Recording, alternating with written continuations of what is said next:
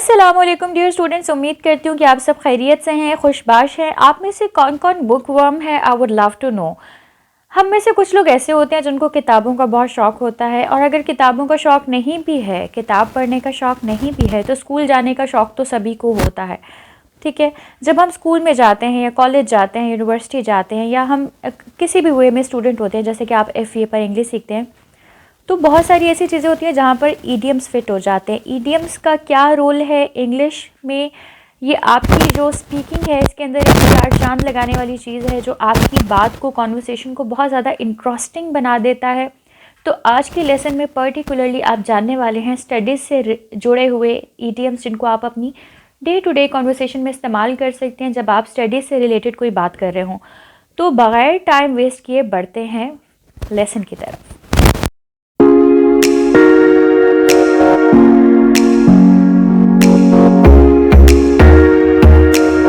काफ़ी कॉमन है, आप में से अक्सर बच्चों ने ये लफ्ज़ सुना होगा, that is book worm. Book worm क्या होता है? किताबी कीड़ा, जिसको उर्दू में कहते हैं। Someone who reads a lot of books, कोई जिसको पढ़ने का बहुत ज़्यादा शौक़ हो, मेरी तरह उसको बुक वर्म कहते हैं। इसको अगर मैं सेंटेंस में इस्तेमाल करूँ तो कैसे करूँगी? She is such a book worm that she reads one book a week. ठीक है, उसके बाद है एज ईजी एज ABC।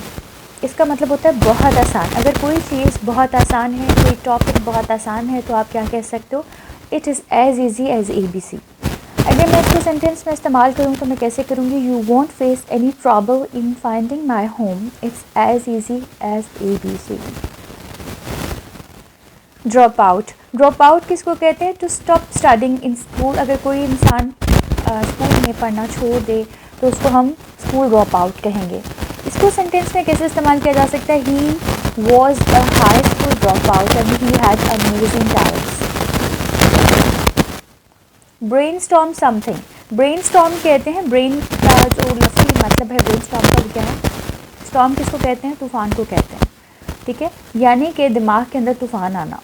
ये ऐसा नहीं होता कि रियल में तूफ़ान आता है। इसका मतलब ये होता है किसी चीज़ की, मतलब अगर आपको कोई पर्टिकुलर टॉपिक दिया जा रहा है, उसके ऊपर आपके जहन में, आपको पता है, हज़ारों ख़यालात आते हैं। उन हज़ारों ख़यालात का जो आना है, उस पर जो सोचना है, जो थॉट्स हैं, वो क्या कहलाती है? ब्रेन स्टॉर्मिंग कहलाती है। तो उसको सेंटेंस में कैसे इस्तेमाल कर सकते हैं? Students will brain storm on the given topic with in 5 minutes. Teacher कह सकती है कि मैंने आपको ये टॉपिक दिया है and I am giving you 5 minutes to brainstorm on this topic. Teacher's pet. Teacher's pet, आपने देखा होगा क्लास में एक दो स्टूडेंट ऐसे होते हैं जो टीचर के बड़े फेवरेट होते हैं। ठीक है, तो उसको हम कहते हैं teachers favourite student, teachers pet. Ayesha is teachers pet, she is always giving importance in class. ठीक हो गया। तो आप बताएं, जब आप स्टूडेंट थे तो आपकी क्लास में कौन हुआ करता था टीचर्स पेट, या आप खुद थे तो भी बताएं। उसके बाद जो नेक्स्ट ईडियम है, that is eager beaver. Eager beaver का मतलब होता है जो इंसान बहुत ज़्यादा स्टडीज़ को लेकर और एंथुसियास्टिकली पढ़ता है, बहुत हार्ड वर्किंग होता है। इसको सेंटेंस में कैसे इस्तेमाल करेंगे? Ali was truly an eager beaver, that's why he secured first position in his class. यानी कि अली जो है वो बहुत ज़्यादा हार्ड वर्किंग है, इसी वजह से उसने जो है फर्स्ट पोजीशन हासिल की। Learn by heart. Learn by heart का मतलब होता है ज़ुबानी किसी चीज़ को याद कर लेना। ठीक है, ज़ुबानी याद करने को लर्न बाय हार्ट कहते हैं। Learning in such a way that it permanently becomes a part of someone's memory. इसको सेंटेंस में कैसे इस्तेमाल कर सकते हैं? This is my favourite poem, that's why I have learned it by heart. आप मुझे बताएं, आपने सबसे अच्छी चीज़ जो आपने ज़ुबानी याद की हुई है या you have learn by heart, वो क्या है? Put your thinking cap on. Thinking cap का मतलब क्या होता है? सोचने को ऑन कर देना, सोचने के प्रोसेस को स्टार्ट कर देना। To think seriously about something, इसका मतलब ये होता है किसी चीज़ को लेकर सीरियसली सोचना। अगर मैं इसको सेंटेंस में इस्तेमाल करूँ तो मैं कैसे करूँगी? I need your suggestion, so please put your thinking cap on and help me in this matter. यानी कि अगर आपने किसी को कहना है कि इसके बारे में सीरियसली सोचो, तो आप ऐसे भी कह सकते हो, please put your thinking cap on in this matter. उसके बाद जो नेक्स्ट इडियम है, that is cover a lot of ground. यानी कि किसी बहुत बड़ी इन्फॉर्मेशन या फैक्ट को या टॉपिक्स को एक साथ कवर कर लेना। आपने देखा होगा समटाइम्स ऐसा होता है कि आप you are running out of time और सिलेबस बहुत ज़्यादा होता है, तो टीचर आखिर के दिनों में जब एग्ज़ाम्स आने वाले होते हैं बहुत ज़्यादा टॉपिक्स एक ही दिन में पढ़ा देते हैं, तो उसमें हम कहेंगे to cover a lot of ground. We covered a lot of ground in organic chemistry class today. ये सेंटेंस है। Pass with flying colours. Flying colours क्या होते हैं? बहुत अच्छे नंबर्स। अगर कोई इंसान अपने एग्ज़ाम को, अपने इम्तिहान को बहुत अच्छे नंबर्स के साथ पास करे तो हम कह सकते हैं ही और she pass her exam with flying colours. ठीक है, मुझे कमेंट बॉक्स में ज़रूर बताइएगा आप में से जो मुझे सुन रहे हैं वो कौन से स्टूडेंट हैं जो अपने एग्ज़ाम्स को फ्लाइंग कलर्स के साथ पास किया करते थे। I would love to read in the comment section. Show of hands. आपने देखा होगा क्लास के अंदर अगर टीचर खड़ी हुई होती हैं वो अक्सर बच्चों से जो है वो वोट कास्टिंग करवाती हैं, लाइक बहुत सी ओपिनियन लेनी होती है कि कौन अग्री करता है, कौन डिसएग्री करता है।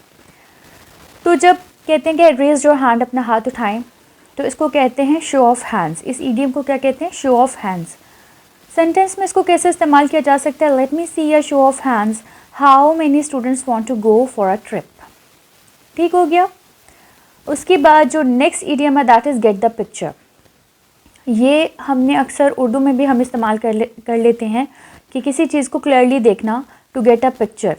ठीक है, to see something in a very clear manner, in a very clear way, to understand the situation in a real way you can say. ठीक है, तो अगर आपको पिक्चर क्लियर हो गई है, मतलब if you have got the picture, it means कि आपको सारी सिचुएशन अच्छे से समझ आ गई है। You don't need to say more, I got the picture now. ये इसका सेंटेंस एग्जाम्पल हो गई। To have a clue. Clue कहते हैं सुराख को या आइडिया को या एक अंडरस्टैंडिंग को। तो idea about having something, idea about something, इसको कहते हैं टू हैव अ क्लू। अगर मैं इसको सेंटेंस में इस्तेमाल करूँ, I don't have a clue that what is going on, that what is happening. कभी कभी होता है आपको सिचुएशन समझ ही नहीं आ रही होती, लोग कुछ बात कर रहे होते हैं, आप एक रूम में एंटर होते हो और लोग आपसे कोई ओपिनियन मांगते हैं, तो आप क्या कह सकते हो? I don't have a clue that what's happening और व्हाट इज़ गोइंग ऑन। या आप कह सकते हो I am totally clueless at this moment. ठीक है, जैसे लड़की फील कर रही है ऐसा कभी कभी हम फील करते होंगे लाइफ में। I hope so it's relatable to everyone. Okay, jump to conclusion. हम सबकी फैमिली में, हम सबकी एक्वेंटेंस में, फ्रेंड्स में यकीनन कोई ऐसा इंसान होता है जो पूरी बात सुने बगैर कंक्लूजन्स पे जंप कर जाता है।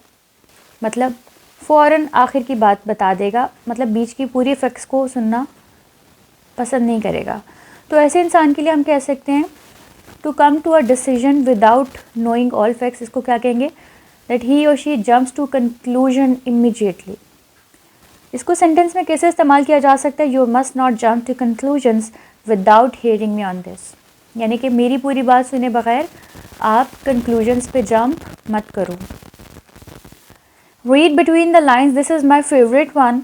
रीड बिटवीन द लाइन्स का मतलब होता है कि अगर कोई इंसान कोई बात कर रहा है या कोई आपके पैराग्राफ में बात लिखी हुई आई है, क्योंकि आप दो तरीके से इंफॉर्मेशन लेते हो, या तो पढ़ के या तो सुन के, ऐसा ही है। तो अगर आप कोई चीज़ पढ़ रहे हो या कोई चीज़ सुन रहे हो किसी से, और उसकी बात में छुपे हुए मीनिंग्स को अगर आप डिस्कवर करते हो, क्योंकि हर कोई सीधी सीधी बात नहीं करता, बहुत से लोग लफ्ज़ों के अंदर छुपा के एक बात करते हैं। तो अगर आप उस बात को गेस कर जाओ तो आप क्या कहते हो? I have read between the lines. I have read between the lines, यानी कि मैंने अंदर जो छुपा हुआ मायने था वो निकाल लिया। इसको सेंटेंस में कैसे इस्तेमाल करते हैं? If I read between the lines, Ali needs to leave this job. ठीक है, यानी कि समटाइम्स कोई बात कर रहा होता है, वो क्लियर बात नहीं करता, लेकिन उसकी बात का मतलब वही होता है। ठीक है, दूसरे सेंस में तो आप क्या कहेंगे? I have read between the lines. Know something inside out, किसी चीज़ को अंदर से जानना अच्छे तरीके से। ठीक है, तो इसको सेंटेंस में कैसे इस्तेमाल कर सकते हैं? Sara knows her friends inside out. Sara अपने दोस्तों को बहुत अच्छे से जानती है। उसके बाद जो नेक्स्ट है that is to hit the books. To hit the books का मतलब होता है to study very hard, to study with lots of focus. इसको सेंटेंस में कैसे इस्तेमाल करेंगे? You should hit the books as your exams are approaching. ठीक है, यानी कि आपको अपनी किताबों को ध्यान से पढ़ना शुरू कर देना चाहिए क्योंकि आपके एग्ज़ाम्स करीब हैं। Okay, the last one is to have one's nose in a book, यानी कि हर वक्त किताब में सर दिए रखना, जिसको उर्दू में कहते हैं टू कीप स्टडिंग।